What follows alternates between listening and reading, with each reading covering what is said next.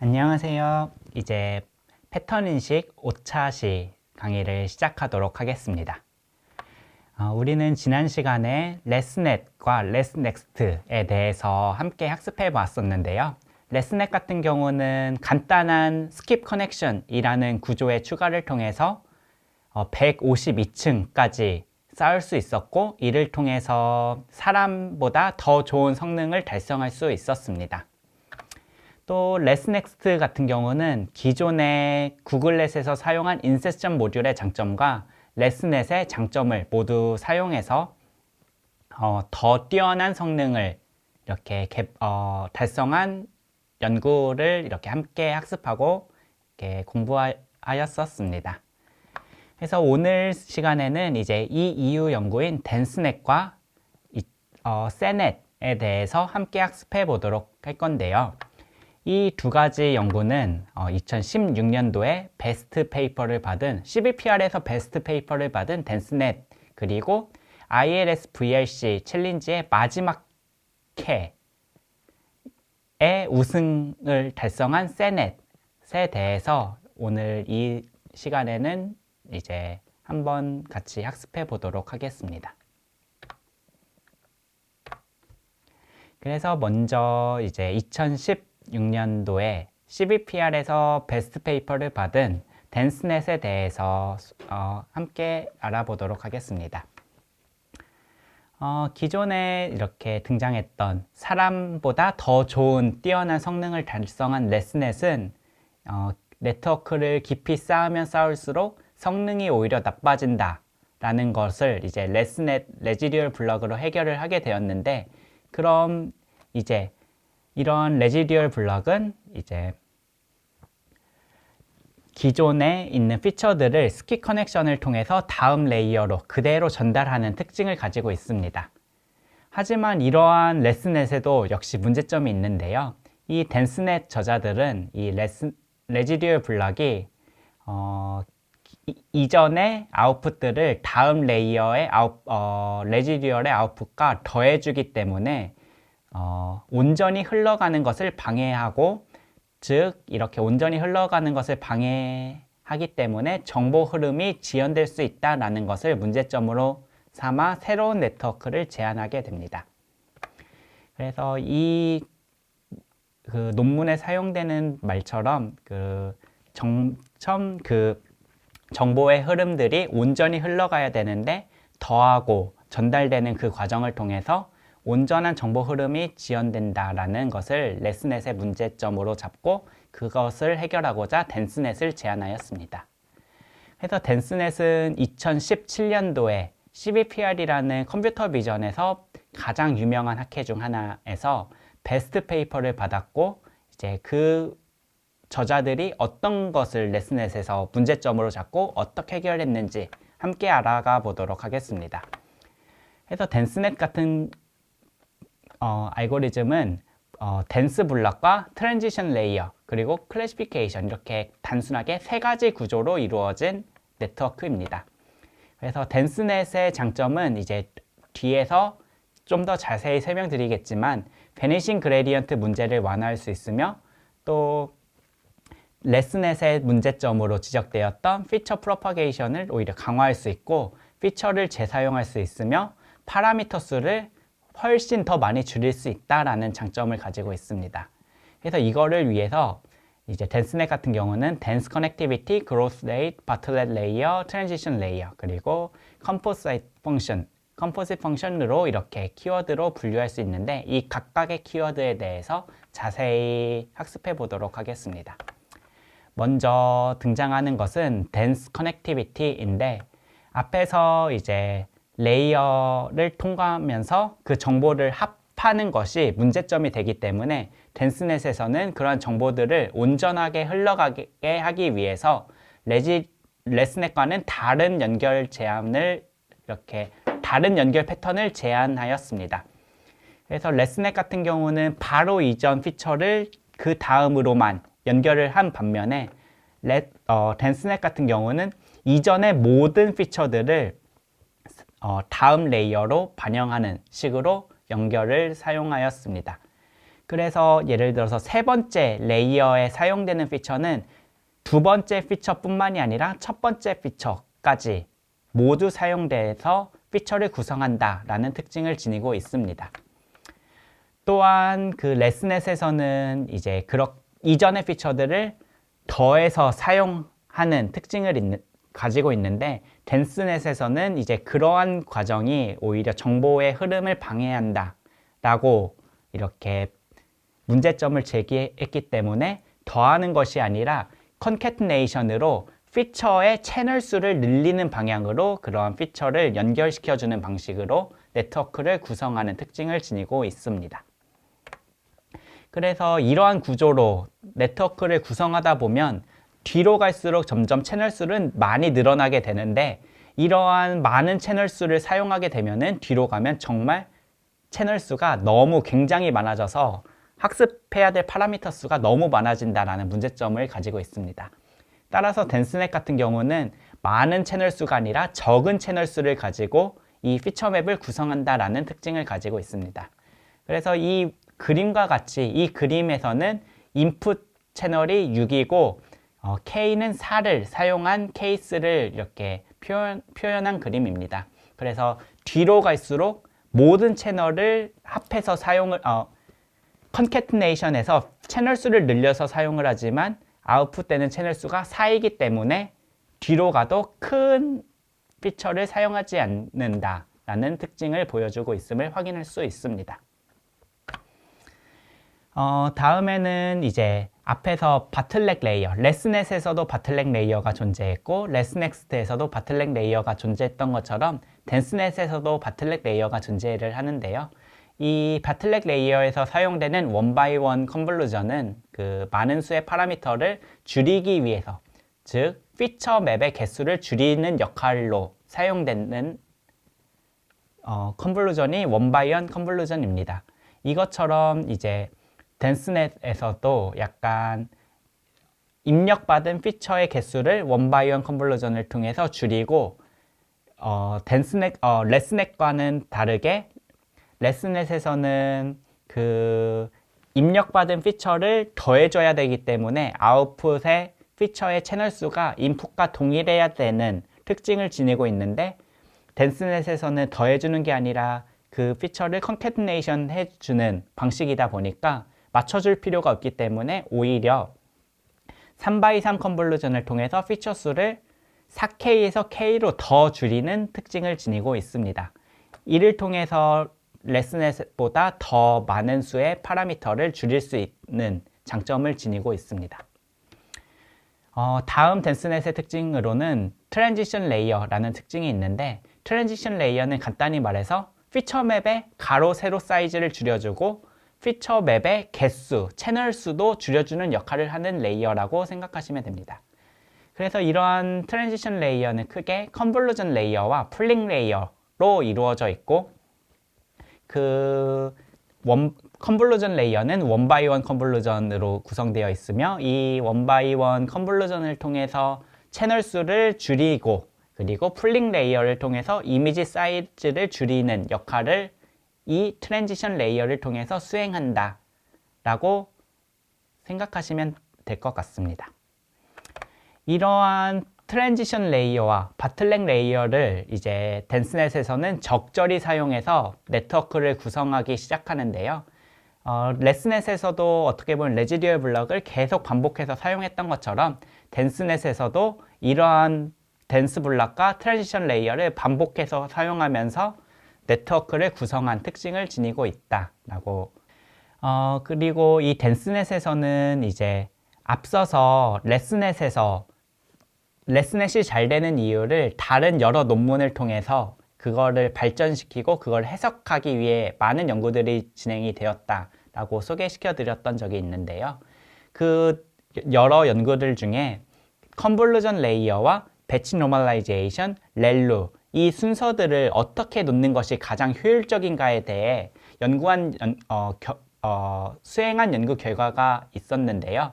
그 연구 결과를 이 덴스넷에서도 그대로 가지고 와서 배치 노멀라이제이션, 렐루 그리고 컨볼루전, 이 순서대로 그 네트워크를 구성하는 것이 가장 성능이 좋다라는 연구 결과를 가지고 와서 이 네트워크를 구성할 때 사용했다고 합니다. 이러한 트랜지션 레이어, 바틀렉 레이어, 그리고 컴포짓 펑션을 이용해서 이 덴스넷 네트워크를 이렇게 구성을 할 수 있는데, 이 논문에서는 정말 다양한 그 덴스넷 그 레이어 수를 121, 169, 201, 264로 이렇게 늘려가면서 네트워크를 제안하였고 설계했다고 이렇게 논문에서는 설명하고 있습니다. 그래서 이러한 연구 결과를 이용해서 그 실험을 수행한 결과를 함께 보면 덴스넷도 레스넷의 영향을 받아서 만들어진 연구 결과이기 때문에 레스넷과 많은 비교를 수행을 했는데요. 가장 눈여겨볼 만한 것이 레스넷과 비교했을 때 더 적은 파라미터로 더 좋은 성능을 나타낼 수 있으며, 특히 그 정도는 3배의 적은 파라미터로 비슷한 성능을 보여줄 수 있다라는 그러한 특징을 지닌 것이 덴스넷이다라는 특징을 지니고 있습니다. 이것처럼 그 레스넷의 정보 흐름을 방해한다라는 것을 이제 이전 피처만 사용하는 것이 아니라 이전의 모든 피처들을 가지고 와서 생성한 설계한 덴스넷을 이용해서 더 뛰어난 성능을 달성할 수 있었고, 이를 통해 패턴 인식, 이미지 클래시피케이션 분야에서 더 높은 성능을 달성할 수 있음을 이 논문을 통해서 우리는 확인할 수 있었습니다. 마지막으로 소개시켜 드릴 연구는 세넷이라는 논문인데요.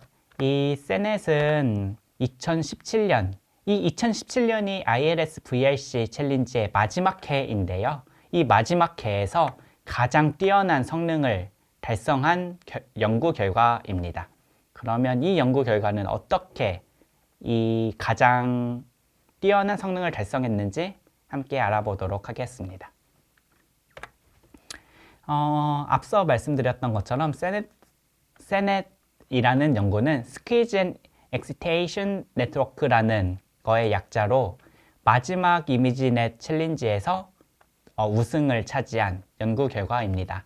그래서 아래 표와 같이 2015년도에 처음으로 사람의 능력보다 더 뛰어난 인공지능 신경망이 등장을 하고, 그 이후에 점점 더 사람보다 한참 더 뛰어난 성능으로 이미지 분류를 수행할 수 있는 인공지능 신경망들이 하고 있음을 알 수 있었습니다.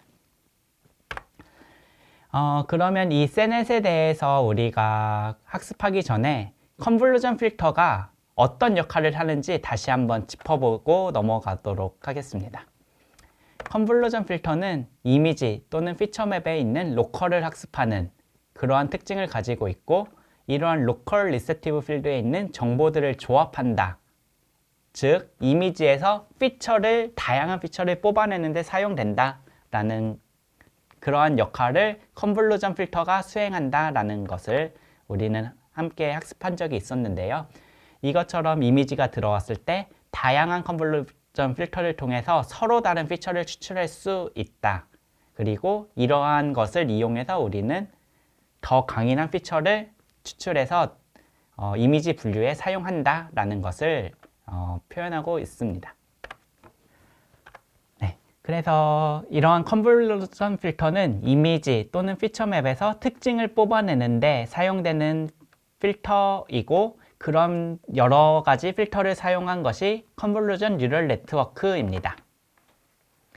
그러면 우리는 물체를 구분할 때 이러한 피처들의 중요도가 모두 같을까요? 라는 그런 질문을 던질 수 있게 되는데, 그런 것에 초점을 맞춘 것이 세넷입니다. 그래서 이 세넷의 저자들은 물체를 구분하는데 필요한 피처들의 중요도는 다를 것이다 라는 것을 문제점으로 삼고 그거를 해결하고자 제안한 네트워크입니다. 예를 들어서 이를 위해서 이 세넷의 저자들은 중요한 피처는 더 많이 사용하고 상대적으로 덜 중요한 피처를 덜 사용해 보자 라는 그러한 시작점을 가지고 연구를 수행했는데요. 이 부분 이해하기 사실 잘 안 와닿지요. 그래서 이 부분을 좀 더 다시 다른 예를 통해 설명을 드리자면, 우리가 신호등이라는 거를 인식을 한다고 했을 때 빨간불을 인식할 때는 RGB 채널 중에 R 채널이 가장 중요하게 생각할 겁니다. 반면 빨간불이 아니라 녹색불을 판단을 할 때에는 G 채널이 더 중요하고, 다른 불을 판단할 때는 다른 채널이 더 중요한 것처럼, 각각의 이미지를 분류할 때는 서로 각각의 피처들의 채널마다 중요도가 서로 다 다르고, 그 중요한 피처를 그 물체를 분류할 때 더 많이 사용해 보자 라는 거로부터 이 연구가 시작되었다라고 생각해 주시면 될 것 같습니다. 그래서 세넷의 연구 배경 및 핵심 아이디어는 이것처럼 컨볼루전 필터를 이용해서 정말 다양한 피처들을 뽑아내는데, 그 물체를 구분할 때 중요한 피처를 더 많이 사용하고 필요 없는 피처는 사용하지 말자라는 것부터 이 연구가 진행되었습니다. 그래서 세넷의 구조는 정말 단순하게 스퀴즈 앤 엑스테이션, 이렇게 두 가지 구조로 되어 있는데요. 먼저 이 구조를 보면 먼저 압축하고 그 다음에 이렇게 엑시테이션으로 이렇게 결과를 도출하는 식으로 두 가지로 이루어진 네트워크라고 생각해 주시면 될 것 같아요. 그래서 이러한 세넷과 같은 경우는 너무 구조가 단순하고 어떠한 네트워크에도 바로 추가하여 사용 가능하다라는 장점이 있습니다. 그래서 앞서 배웠던 VGG, 구글넷, 레스넷, 레스넥스트, 또는 이번 강의에서 다루지는 않았지만 경량화 모델인 모바일넷, 셔플넷 등 다양한 모델에 적용해서 사용할 수 있다는 특징이 있어서 지금까지도 널리 사용되고 있는 모델이라고 생각하시면 될 것 같습니다. 그래서 이러한 세넷 같은 경우는 정말 어느 모델에도 이렇게 바로 추가해서 사용할 수 있고, 또한 이 세넷이라는 모듈이 정말 단순하고 파라미터도 적은데, 이거를 사용했을 때 정말 성능 향상도가 매우 크기 때문에 파라미터의 증가량에 비해 성능 향상도가 매우 큰 장점이 있기 때문에 지금까지 널리 사용하고 있고 매우 중요한 모델이라고 인식되고 있습니다. 그러면 이제 이 세넷이 어떻게 작용하고 어떤 역할을 하는지 함께 알아보도록 하겠습니다. 그래서 이 세넷에 대해서 알아보기 전에 논문에서 사용하고 있는 수식에 대해서 먼저 알아보도록 하겠습니다. 그래서 논문에서는 이렇게 뭔가 복잡한 식으로 수식을 표현하고 있는데, 여기서 제일 처음에 등장하고 있는 V는 컨볼루전 필터, 각각의 필터를 의미하는 거고, 여기서 보면 V1, V2, VC로 되어 있는데, 즉 C게이 채널로 이루어진 컨볼루전 필터다 라고 이해하시면 될 것 같고요. 그리고 이 두 번째 수식 같은 경우는 그 컨볼루전 필터를 이미지에 각각 곱해서 더해주는, 즉 컨볼루전을 수행하는 역할을 의미하는 수식이고, 마지막은 이제 X1, X2 이렇게 해서 X식의 뒤까지 있는, 즉 피처의 채널을 의미하고 그거로 조합되어 있는 X는 피처 맵이다 라고 이해해 주시고, 이제 이후에 세넷을 이해해 주시면 많은 도움이 될 것 같습니다. 그래서 처음에 세넷에서 가장 먼저 수행하는 방법은 먼저 이 피처의 중요 정보를 추출하는 과정인 스퀴즈라는 과정을 수행하게 됩니다. 그래서 이 스퀴즈 과정에서는 우리는 글로벌 에버리지 풀링을 이용해서 그 각 채널별로 중요한 정보를 이렇게 압축하는 과정을 수행하게 되는데요. 결국 C 채널, H by W by C 채널의 글로벌 에버리지 풀링을 수행하게 되면 H by W의 정보를 하나의 값으로 압축해서 결국 그 채널의 중요 정보를 하나의 값으로 표현하는, 즉 글로벌 스페이셜 인포메이션을 채널 디스크립터로 압축하는 과정을 수행한다라고 스키즈에서는 그런 역할을 수행하는 것이다. 그리고 이 다음에 이제 그렇게 압축된 정보를 이제 그 채널별로 채널 간의 정보들이 이렇게 추출되어 있으면 그 채널 간의 정보를 서로 연계하고 융합하기 위해서 fully connected layer와 시그모이드 펑션 그리고 액티베이션 펑션을 통해서 채널 간의 의존성을 계산하는 부분이 포함되어 있습니다. 이러한 과정을 통해서 그 앞서서 추출한 각 채널별의 중요 정보들을 이제 이러한 fully connected layer를 이용해서 채널 간 의존성을 계산해서 웨이트를 계산을 하고, 그 다음에 이렇게 계산한 결과는 시그모이드 함수를 통해서 0과 1 사이에 어떠한 값으로 출력이 되게 되는데, 이거를 이제 마지막 엑스테이션 과정에서 원래 피처에다가 곱해주게 돼서 각각 채널들의 중요도에 따라서 스케일을 다시 한다. 그런 과정을 거치는 게 세넷 블락이다 라는 것을 이렇게 이해해 주시면 될 것 같습니다. 정리하면 피처 맵에서 어떠한 피처가 더 중요한지 사용하기 위해서 피처들의 스페이셜 정보를 하나의 디스크립터로 만들고, 그걸 이용해서 웨이트를 새로 계산을 한 다음에 그 웨이트를 원래 채널에다가 곱해줘서 중요한 채널은 값이 크고 중요하지 않은 채널은 값을 작도록, 극단적으로는 중요한 채널은 1을 곱하고 중요하지 않은 채널은 0을 곱해서 없애는 과정을 통해서 그 채널 간의 중요도를 새로 만드는 과정을 세넷 블락을 통해서 우리는 수행할 수 있다 라는 것을 이렇게 논문을 통해서 확인할 수 있습니다. 이러한 세넷, 즉 이 세넷의 역할은 사실 각 채널마다 어떠한 채널 피처가 더 중요한지 중요하지 않은지를 스케일링하는 그런 역할을 하는 네트워크이기 때문에 그거를 검증하기 위해서 이 저자들은 다음과 같은 실험을 수행했다고 합니다. 그래서 네트워크의 인풋으로 4가지 클래스로 구성되어 있는 이미지를 각각 통과시켰을 때 그 각각 채널별 스케일링 값을 플롯해 놓은 결과인데요. 이 결과를 보면 먼저 지금 보여드리는 이 부분은 네트워크의 앞부분에 있는 그 세넷 블락에서의 스케일링 값들을 출력해 놓은 결과입니다. 그런데 이 결과를 보면은 뭐 금붕어가 들어가던 강아지가 들어가던 뭐 비행기가 들어가던 뭐 어떠한 그 이미지가 들어가도 스케일링 값에는 크게 변화가 없음을 알 수 있습니다. 그럼 이 그림이 의미하는 건 어떤 것을 의미할까요? 네, 네트워크 앞단에서는 뭔가 공통적인 이미지에서 중요하다고 생각되는 공통적인 피처를 추출하기 때문에 그 각각의 클래스별로 피처들의 중요도에는 큰 차이가 없다라는 것을 확인할 수 있습니다.